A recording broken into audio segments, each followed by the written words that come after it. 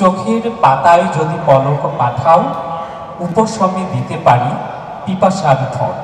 শরৎকে ঘিরে আমার সবসময় অনেক আয়োজন থাকে বা আনন্দ থাকে নিজের মধ্যে, কারণ 6 ঋতুর 1 ঋতু হচ্ছে শরৎ, যেখানে নিজেকে বিভিন্ন ধরনের সাজানো যায়। যেভাবে আমি সেজে আসবো না কেন, এই পরিবেশে, এই আবহাওয়ায়, এই ঋতুতে নিজেকে সুন্দরই লাগবে। শরৎ আমার প্রিয় ঋতু, এটা আসলে কারণ আমি একটু মানে একটু ভাবুক মানুষ। তো যখন বিশেষত আমার যে এলাকা সুনামগঞ্জ, যেখানে আমি বড় হয়েছি, সেখানে সবচেয়ে সুন্দর ঋতুটা শরৎ।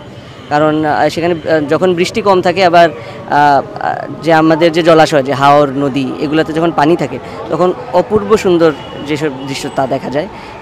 আকাশে মেঘ থাকে, আমাদের চারপাশে পাহাড় আছে সুনামগঞ্জে, আবার নদীতে যে মেঘের রিফ্লেকশন পড়তো, হাওরে পড়তো, তো এগুলোর স্মৃতি আমাকে কাতর করে আসলে। শরৎ মানেই তো নীল আকাশ, একটা ভালোবাসার মিহি মিহি গান নিয়ে শরৎটা আমাদের জীবনে আসে। এটা আমরা উপভোগ করতে চাই, আমাদের গানে, কবিতায়, সংস্কৃতিতে ধারণ করতে চাই। আজকে মুখরিত শরৎ উৎসবে এসে এই সুন্দর পরিবেশ এবং গান বাজনা, এর সাথে পরিবেশ এবং মানুষের সাথে পরিবেশ অনেক খুব ভালো লাগছে।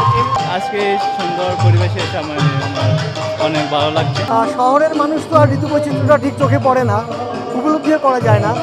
শরৎ তো এমনিতেই কাশফুল, সাদা মেঘ, একটা প্রফুল্ল চিত্র থাকে, প্রফুল্ল আকাশ থাকে, সুনীল আকাশ ফিল করা যায়।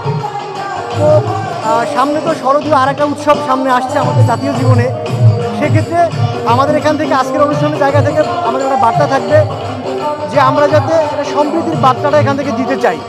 বিগত কয়েকদিন যাবত আমরা লক্ষ্য করেছি যে বাংলাদেশে বেশ কিছু জায়গায় বেশ কিছু মাজার এবং খানকা শরীফে হামলা হয়েছে।